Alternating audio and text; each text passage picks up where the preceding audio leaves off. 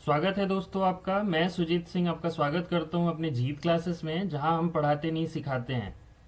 ये एक ऐसा मंच जहां हम सारे वनडे एग्जामिनेशन की प्रिपरेशन कराएंगे with the help of question series. आगे जीत क्लासेस आपको एक ऐसा प्लेटफॉर्म देगा जहां आप आराम से दोनों तरीके से तैयारी करेंगे, एक तो रैंडम क्वेश्चन बेसिस पे और दूसरा प्रैक्टिस सीरीज बेसिस पे, यानी टॉपिक बेस्ड आपके सारे क्वेश्चन सॉल्व किए जाएंगे। ठीक है, क्योंकि हमें भी पता है कि प्रैक्टिस एक ऐसी चीज है जिससे आपके कंपटीशन को बूस्टअप होता है, और साथ ही साथ ना ही सिर्फ आपके अंदर कॉन्फिडेंस आता है एग्जाम फेस करने का, बल्कि आपको मदद भी मिलती है एग्जाम क्लियर करने में।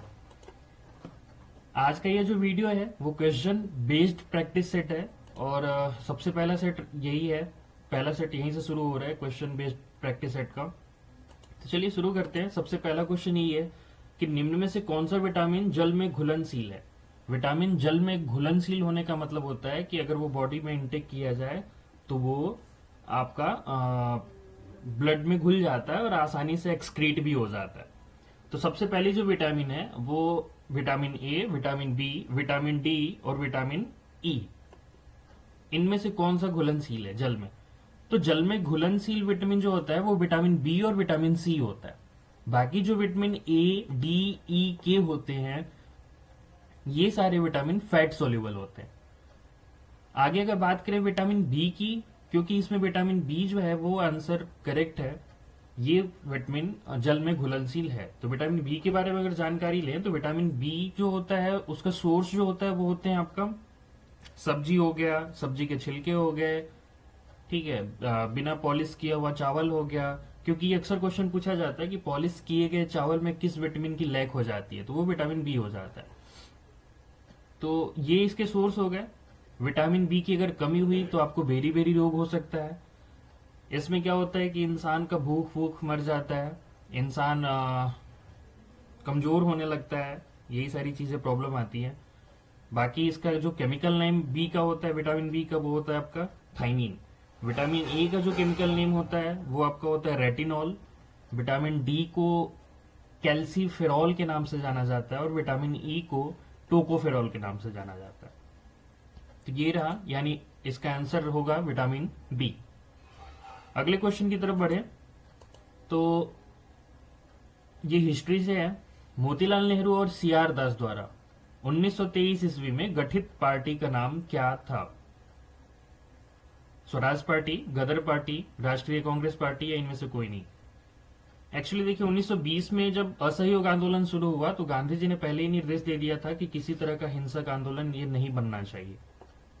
और हुआ यूं कि 5 फरवरी 1922 को चौरी चौरा कांड हुआ, जिसमें आपको पता ही होगा कि पुलिस स्टेशन को जला वला दिया गया था, जिससे नाराज या खफा होकर गांधी जी ने यह आंदोलन वापस ले लिया। और 1922 में असहयोग आंदोलन वापस लेने के बाद मोतीलाल नेहरू और सी आर दास जी कुछ खफा हो गए, क्योंकि आंदोलन तीव्र हो चुका था। लेकिन इंस्टेंट तरीके से गांधी जी ने उनको वो आंदोलन वहीं पे खत्म कर दिया। तो इससे खफा होकर मोतीलाल नेहरू जी ने ये भी, यहां तक ये भी कह दिया था कि यदि उन्होंने बोला कि यदि कन्याकुमारी के गांव में अहिंसा का पालन नहीं किया गया तो इसकी सजा हिमालय को नहीं मिलनी चाहिए। यानी ये खफा थे, और खफा होने के कारण मोतीलाल नेहरू और सी आर दास ने मिलकर 1923 में स्वराज पार्टी को गठित किया, जो ये चाहते थे कि ये मूवमेंट चलता रहे। हालांकि ये स्वराज पार्टी बहुत सक्सेस नहीं रहा, और गांधी जी के इस आंदोलन को जैसे ही खत्म किया गया ब्रिटिशर्स ने उनको 6 साल की सजा सुना दी, क्योंकि वो आंदोलन हिंसक हो गया था। तो अहिंसा को बढ़ावा देने के लिए, सॉरी, हिंसा को बढ़ावा देने के लिए गांधी जी को जेल 6 साल के लिए भेज दिया गया, जिसके बाद ये मूवमेंट कुछ खास चला नहीं, और 1930 जाते जाते फिर ये पार्टी पूरी तरह से खत्म हो गई। तो स्वराज पार्टी ये रहा, यानी इसका उत्तर हो जाएगा आपका स्वराज पार्टी। अगले चलिए तो तीसरे क्वेश्चन की तरफ बढ़ते हैं। कालाहारी रेगिस्तान में रहने वाले जनजाति का क्या नाम है? अब ये कालाहारी रेगिस्तान पड़ता कहाँ है? कालाहारी रेगिस्तान जो है वो आपका अफ्रीका महाद्वीप के सबसे निचले छोर पे, यानी साउथ अफ्रीका वाला रीजन, नामीबिया और बोत्सवाना वाले रीजन में ये पड़ता है। कालाहारी रेगिस्तान में जो मुख्यतः जो जनजाति है वो बुशमैन जनजाति है। बुशमैन जो जनजाति है वो कालाहारी रेगिस्तान में मुख्यतः पाई जाती है। यहाँ की बहुत प्रिमिटिव ट्राइब है, मतलब बहुत पुरानी ट्राइब है, और ये काफ़ी समय से वहाँ रहती है। बाकी रही बात किर्गिज की, तो ये आपका मध्य एशिया का है। एनु जनजाति जो है वो आपका जापान का है, और बद्दू जो जनजाति है वो आपके अरब की जनजाति है। तो यानी इसका जो राइट आंसर हो गया वो आपका बुशमैन हो गया। चलिए आगे की तरफ बढ़ते हैं। चौथा क्वेश्चन जो है वो आपका जनगणना से रिलेटेड है कि 2011 के जनगणना के हिसाब से भारत के किस समुदाय में सबसे कम लिंगानुपात है। लिंगानुपात का मतलब होता है सेक्स रेशियो। सेक्स रेशियो जो सबसे कम है वो आपका इनमें से है आपका सिख का है।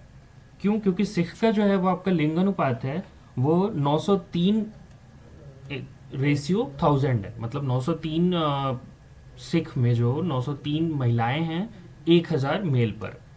जबकि इन सब में सबसे ज्यादा जो आपका बौद्ध है, बौद्ध में 965 है रेशियो 1000 मेल पर। बाकी जैन का भी 954 है और मुस्लिम का 951 है। यानी आप मान लीजिए तो बौद्ध का इनमें सबसे अधिक है 965 और सिख का 903। ये तो आप हो गया आपका लिंगानुपात। अगर भारत की लिंगानुपात की बात करें 2011 के अनुसार तो 940 था। 940 सेक्स रेशियो 1000 पर, यानी 940 आपकी फीमेल 1000 मेल पर। यानी इसका राइट आंसर आपका हो जाएगा सिख। आगे बढ़ते हैं। भारतीय संसद का संयुक्त अधिवेशन कौन बुला सकता है? ये क्वेश्चन है आपके पॉलिटी से। तो देखिए आर्टिकल 108 के अकॉर्डिंग है कि किसी विषम परिस्थिति या किसी विशेष परिस्थिति में भारत का राष्ट्रपति जो होता है वो भारतीय संसद का संयुक्त अधिवेशन बुला सकता है। ये यही प्रावधान 108 अनुच्छेद 108 में किया गया है। यानी इसका आंसर आपका राइट आंसर हो जाएगा राष्ट्रपति। ध्यान रखिएगा राष्ट्रपति का जो उल्लेख किया गया है वो भारतीय संविधान के अनुच्छेद 52 में किया गया है कि भारत का एक राष्ट्रपति होगा। इसको सर्वोच्च पद जो है वो आर्टिकल 53 के अनुसार इसको मिलता है। ठीक है, ये भी याद रख लीजिएगा, वो बहुत क्वेश्चन इंपॉर्टेंट है कि राष्ट्रपति पे महाभियोग की प्रक्रिया किस अनुच्छेद के द्वारा लगाई जाती है। वो अनुच्छेद आपका 61 है, 61 है, यानी impeachment on president under article 61। चलिए आगे बढ़ते हैं प्रश्न नंबर 6 की तरफ। तो इनमें से है कि निम्न में से कौन एक राज्य के नीति निर्देशक सिद्धांतों का उद्देश्य नहीं है। ये भी सेम पॉलिटी से ही क्वेश्चन है। राज्य के नीति निर्देशक तत्व यानी सिद्धांत का मतलब हो गया directive principle of state policy. देखिए राज्य के नीति निर्देशक सिद्धांत इसलिए ही संविधान में वर्णित है क्योंकि ये एक राज्य को हक देता है कि वो एक बेहतर एग्जीक्यूशन कर सके, एक क्या कर सके, राज्य को कल्याणकारी राज्य बना सके, सामाजिक आर्थिक और न्याय को सुनिश्चित कर सके। इसीलिए राज्य के नीति निर्देशक तत्वों की गठन की गई। याद रखिएगा राज्य के नीति निर्देशक तत्व और जो फंडामेंटल राइट है एक जैसे हैं, लेकिन बस अंतर ये है कि राज्य का नीति निर्देशक तत्व जो है ये कोर्ट में किसी तरह से इनफोर्सेबल नहीं है। यानी no court can force the government to enforce these principle. ठीक है, यानी कोई भी कोर्ट किसी भी गवर्नमेंट को इन्फोर्स नहीं कर सकती कि आप इनके अंडर जितने भी पॉलिसीज दिए गए हैं उसको एग्जीक्यूट करिए। ये बस एक मानक लक्ष्य दिया गया है कि आप इसको करें ताकि आपका राज्य क्या हो, एक बेहतर राज्य बन सके। डीपीएसपी आपको पता ही है, यानी directive principle of state policy, यानी राज्य के नीति निर्देशक सिद्धांत संविधान के आर्टिकल 36 से लेकर 51 तक में निहित है। इसमें क्या है कि आपका आर्टिकल 37 जो है ये राज्य के नीति निर्देशक तत्व जो हमने अभी बताया कि ये किसी तरीके से प्रवर्तनीय नहीं है किसी भी कोर्ट द्वारा, यानी ये इन्फोर्सेबल किसी भी कोर्ट के द्वारा नहीं है, ये आर्टिकल 37 बताता है। ठीक है, तो इसको ध्यान रखिएगा। यानी राज्य के नीति निर्देशक सिद्धांत कह रहा है कि एक कल्याणकारी राज्य की स्थापना होनी चाहिए, एक धर्मनिरपेक्ष राज्य की स्थापना होनी चाहिए, सामाजिक आर्थिक न्याय को सुनिश्चित करना ही इसका महत्वपूर्ण सिद्धांत है। ठीक है, तो इसमें दे रहा है कि नहीं होनी चाहिए, तो वो हो गया आपका एक धार्मिक राज्य की स्थापना करना, ये इसका उद्देश्य नहीं है। क्यों? क्योंकि भारत में पहले ही कह दिया गया, भारत के प्रस्तावना में कह दिया गया है कि भारत एक धर्मनिरपेक्ष राज्य होना चाहिए। ठीक है, हम भारत के लोग भारत को पंथ निरपेक्ष लोकतंत्रात्मक राज्य है ना उसमें, तो वहां पे ये जो है वो धार्मिक राज्य नहीं होना। भारत सेकुलर कंट्री है, ठीक है, किसी विशेष धर्म को फॉलो नहीं करता, यानी ये ऑप्शन डी इसमें करेक्ट हो जाएगा कि ये उद्देश्य नहीं है। चलिए आगे बढ़ते हैं।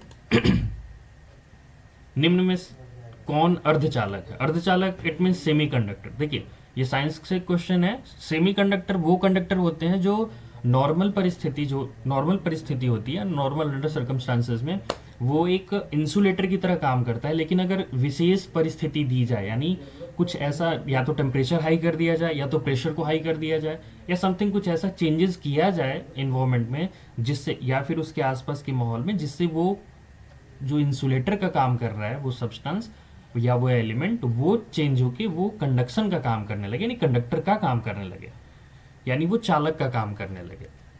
यानी इसके अंदर दोनों निहित होता है। इंसुलेटर नॉर्मल परिस्थिति में इंसुलेटर रहता है, यानी ये चालक नहीं रहता।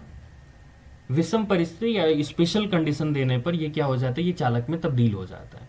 तो ऐसे में आपका ब्रोमीन तो बिल्कुल नहीं है, डायमंड नहीं है, मरकरी नहीं है, और जर्मेनियम, जी जर्मेनियम है। जर्मेनियम हो गया, सिलिकॉन हो गया, ये सेमीकंडक्टर में आते हैं, अर्धचालक में आते हैं। ब्रोमीन जो होता है, ध्यान रखिएगा, ये एक ऐसा नॉन मेटल है जो लिक्विड एट रूम टेम्परेचर, ठीक है, रूम टेम्परेचर पे लिक्विड होता है, ध्यान रखिएगा। नॉन मेटल, ऐसा नॉन मेटल है, ठीक है, जो ब्रोमीन ऐसा नॉन मेटल है जो लिक्विड एट रूम टेम्परेचर होता है, जबकि मरकरी एक ऐसा मेटल है जो रूम टेम्परेचर पे लिक्विड होता है। इन दोनों को ध्यान रखिएगा। और डायमंड के बारे में आप जानते ही हैं कि सबसे हार्डेस्ट नेचुरल अकरिंग सब्सटेंस है हमारे पूरे पीरियोडिक टेबल में, ठीक है। तो इसका आंसर हो गया आपका जर्मेनियम। आगे की तरफ बात करें, मानव शरीर का सामान्य तापक्रम 98.4 डिग्री फ़ारेनहाइट है, तो डिग्री सेल्सियस में कितना होगा? देखिए डिग्री सेल्सियस और डिग्री फ़ारेनहाइट का जो रिलेशन होता है वो होता है C/5 F minus 32/9। C/5 is equal to F minus 32/9। ध्यान रखिएगा इसका, ये हो गया आपका। तो इसके हिसाब से अगर आप रख के देखेंगे तो कुछ करीब वही 36 दशमलव कुछ आते हैं, तो 36.89 आपका आंसर आएगा डिग्री सेल्सियस में। वैसे भी हमारा normal body temperature 98.4 degree Fahrenheit में होता है और 36.88889 करके डिग्री सेल्सियस में हमारा नॉर्मल टेम्परेचर होता है। तो यही पूछा है, तो यानी ऑप्शन बी इसका करेक्ट हो जाएगा आंसर। आगे है कि एक गिलास पानी पीने से कितनी कैलोरी मिलती है?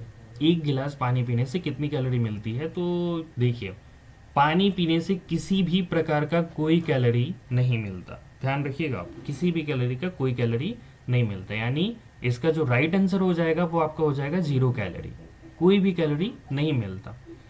हालांकि याद रखिएगा कि एक जो बच्चा होता है, जो 6 साल तक का बच्चा होता है, उसको कम से कम 1100-1200 किलो कैलोरी प्रतिदिन की आवश्यकता होती है। जबकि अगर एक एडल्ट की बात करें, एक अगर वयस्क की बात करें, तो अगर वो कंप्लीट रेस्ट पर है तो उसको 1600-1700 किलो कैलोरी उसको चाहिए। और अगर वो लेबर की तरह काम कर रहा है या फिर अगर वो बहुत कार्यशील में है तो उसको लगभग 3500 किलो कैलोरी प्रतिदिन के हिसाब से उसको कैलोरी की ज़रूरत पड़ती है। तो यानी एक गिलास पानी में कितने कैलोरी मिलते हैं? तो इसमें कोई आपको कैलोरी नहीं मिलता, 0 कैलोरी हो जाएगा इसका राइट आंसर। और याद रखिएगा कि लगभग एडल्ट को जो होता है वो आपका 1600, अगर रेस्ट पे है तो लगभग 1600-1700 किलो कैलोरी, और अगर वो काम पे है, ज़्यादा काम पे है, तो 3500 लगभग किलो कैलोरी उसको प्रतिदिन की आवश्यकता होती है। आगे की बात करें तो बॉक्साइट किसका अयस्क है? देखिए बॉक्साइट किसका अयस्क है, यानी बॉक्साइट किसका अयस्क है? तो ये अयस्क है आपका एल्युमिनियम का, ठीक है, क्योंकि बॉक्साइट से ही एल्युमिनियम का एक्सट्रैक्शन किया जाता है, एल्युमिनियम को निकाला जाता है। तो ये बॉक्साइट किसका अयस्क हो गया? तो एल्युमिनियम का। अयस्क वही होता है जिससे किसी एलिमेंट को एक्सट्रैक्ट करके बाहर निकाला जाता है, ठीक है। एल्युमिनियम एलिमेंट हो गया और उसका ओर जो होता है वो बॉक्साइट होता है, यानी जिस ओर से किसी एलिमेंट को निकाला जाता है उसी को अयस्क कहा जाता है, ठीक है। तो एल्युमिनियम का अयस्क जो हो गया वो हो गया आपका बॉक्साइट। लोहे का आपका क्लियर ही है कि लोहे का जो अयस्क होता है वो आपका हेमेटाइट हो गया, ठीक है, सिडराइट हो गया, बहुत सारी और चीज़ें होती हैं, लेमोनाइट हो गया। तो इन सब में इसका अयस्क ये हो जाता है। कॉपर की बात करें तो कॉपर का जो अयस्क होता है वो आपको होता है चैल्कोपाइराइट, ठीक है। और सोने का सबसे इंपॉर्टेंट है सोने का अयस्क। देखिए सोने का अयस्क पूछा भी जाता है, तो सोने का अयस्क जो है वो काल्वेराइट है, वो आपका जिससे सोने का एक्सट्रैक्शन किया जाता है। हालांकि सोने को कभी फ्री भी एक्सट्रैक्ट किया जाता है, फिलहाल एल्युमिनियम जो है, बॉक्साइट किसका है इसका, तो वो है एल्युमिनियम का। इसका राइट आंसर हो गया आपका एल्युमिनियम। आगे बढ़े, क्वेश्चन नंबर 11 कि रोगियों का दांत देखने में डॉक्टर द्वारा प्रयुक्त की गई दर्पण कौन सी होती है।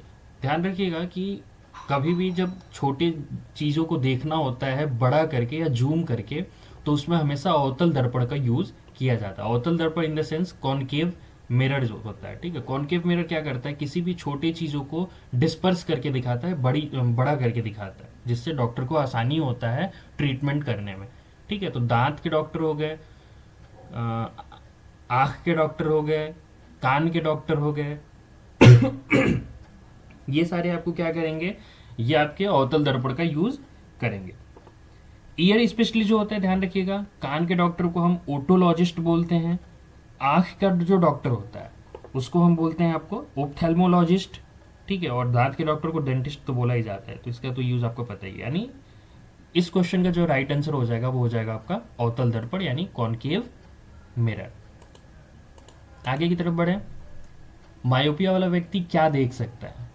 ध्यान रखिएगा, मायोपिया एक बीमारी है, ये आंखों से संबंधित है, और यह बीमारी जो इंग्लिश में इसको कहते हैं नियर साइटेडनेस। यानी नियर साइटेडनेस का मतलब होता है आप नज़दीक की चीज़ देख सकें लेकिन आप दूर की चीज़ आप नहीं देख पाते, ठीक है। You are not able to see the distance object.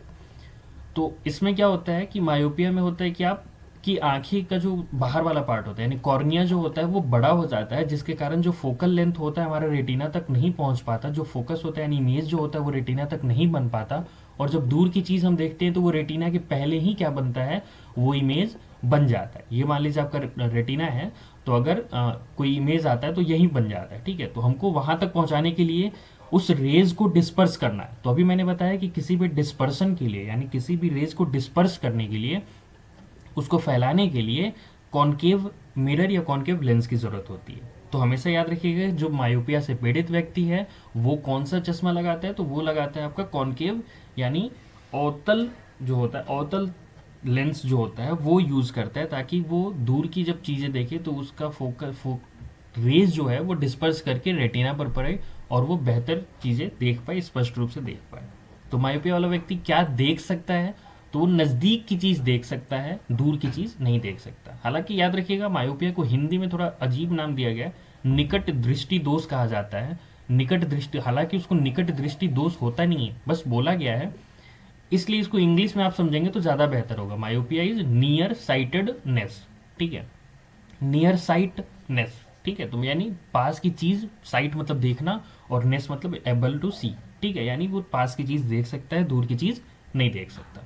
तो इसका उत्तर हो जाएगा आपका नजदीक स्थित वस्तु को स्पष्ट रूप से देख सकता है। आगे की तरफ बढ़े तो ब्रॉन्ज मिश्रित धातु है। ब्रॉन्ज यानी कांस्य, कांस्य पदक का नाम आप सुने होंगे, वो किसका एलॉय है, किसका धातु है, वो है आपका कॉपर और टीन का, ठीक है। यानी कॉपर और टीन से मिलके वो ब्रॉन्ज बनता है, जबकि कॉपर और सिल्वर से मिलके स्टर्लिंग बनता है, जिसमें हम कहते हैं ना कि चांदी की परत चढ़ा देना किसी के ऊपर, तो वो आपका होता है कॉपर और आपके कॉपर और सिल्वर से मिलके, ठीक है। तो उसका उत्तर हो जाएगा आपका ब्रॉन्ज।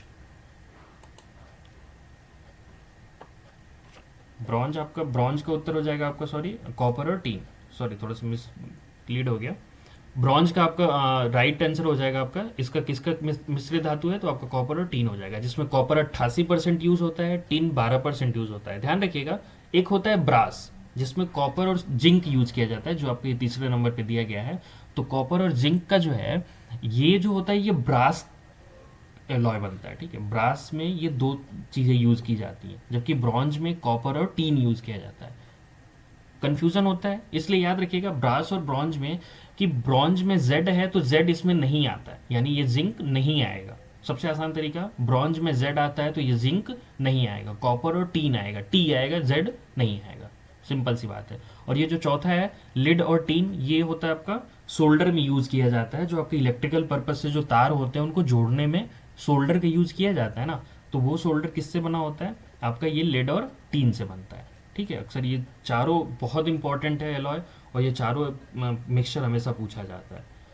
ब्रास का अगर परसेंटेज की बात करें तो कॉपर और जिंक का जो परसेंटेज होता है वो होता है 66% और 34%, ठीक है। यानी 66 कॉपर का होता है, जिंक होता है 34%। इसमें कितना होता है, तो 88% कार्बन कॉपर होता है, सॉरी कॉपर होता है, और 12% टीन होता है, ये होता है ब्रॉन्ज।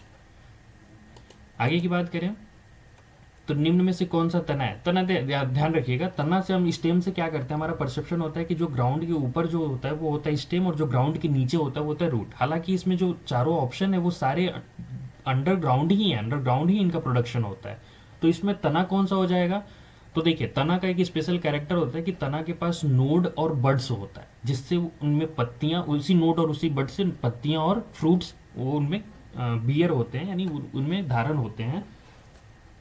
तो इसमें ये तीन जो है सलजम, गाजर और शकरकंद, ये तो रूट हो जाएंगे। बाकी अदरक जो है इसमें आप ध्यान रखिएगा, उसमें जो डॉट डॉट जिसको हम आँख कहते हैं नॉर्मल भाषा में, आँख वाँख दिखता है ना, आलू में दिखता है, अदरक में दिखता है, तो ये जो होते हैं वो तना हो जाते हैं, यानी ये अंडरग्राउंड स्टेम इसको बोलते हैं। अदरक को बोलते हैं, आलू को बोलते हैं, प्याज को बोलते हैं, ये अंडरग्राउंड स्टेम बोला जाता है। हल्दी को बोला जाता है, तो याद रखिएगा ये, ठीक है। यानी इसका उत्तर आपका हो जाएगा अदरक। आगे की बात करें 15वें क्वेश्चन पे, तो ये है आपका कौन सा हार्मोन, पादप हार्मोन है। देखिए पादप हार्मोन मतलब प्लांट हार्मोन होता है। प्लांट हार्मोन क्या है कि इंसुलिन जो है, अब एक एक करके डिस्कस करें तो इंसुलिन जो है ये हमारे शरीर में पैंक्रियाज में पाया जाता है, यानी ये प्लांट हार्मोन तो है नहीं, पैंक्रियाज में पाया जाता है। ये क्या करता है, ब्लड में शुगर लेवल को मेंटेन करता है। इसका काम क्या है कि ये इंसिस्ट करता है सेल मेम्ब्रेन को कि आप क्या करें, सेल को कि आप ब्लड से शुगर लें, ब्लड से ग्लूकोज लें और मेंटेन करें। जब इसको लगता है कि हाँ शरीर में हमारे शुगर लेवल मेंटेन हो गया है, तो ये तुरंत इंडिकेट करता है लिवर को कि मेरा काम हो गया भाई साहब, अब आप क्या करिए, आप स्टोर करिए as the form of glycogen. यानी लिवर जो आपका शुगर स्टोर करता है वो ग्लाइकोजन के फॉर्म में स्टोर करता है। हमेशा याद रखिएगा, ये भी क्वेश्चन पूछा जाता है कि ग्लूकोज कहाँ स्टोर होता है हमारे बॉडी में, एक्स्ट्रा ग्लूकोज, तो वो एक्स्ट्रा ग्लूकोज हमारे लिवर में स्टोर होता है in the form of glycogen, ठीक है। थायरॉक्सिन जो होता है ये हमारे शरीर में गले के थायराइड ग्लैंड, जो ग्लैंड सबसे बड़ी ग्लैंड है हमारी इंडोक्राइन ग्लैंड की, उस ग्लैंड से थायरॉक्सिन रिलीज किया जाता है, और ये थायरॉक्सिन हमारे बॉडी टेम्परेचर को मेंटेन रखता है, एज वेल एज आयोडीन में मदद करता है, ठीक है, आयोडीन मेंटेन करने में।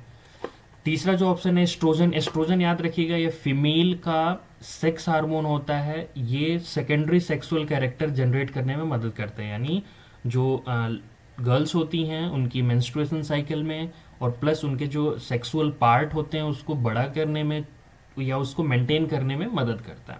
साइटोकिनिन्स जो होता है ये आपका प्लांट हार्मोन है, ठीक है।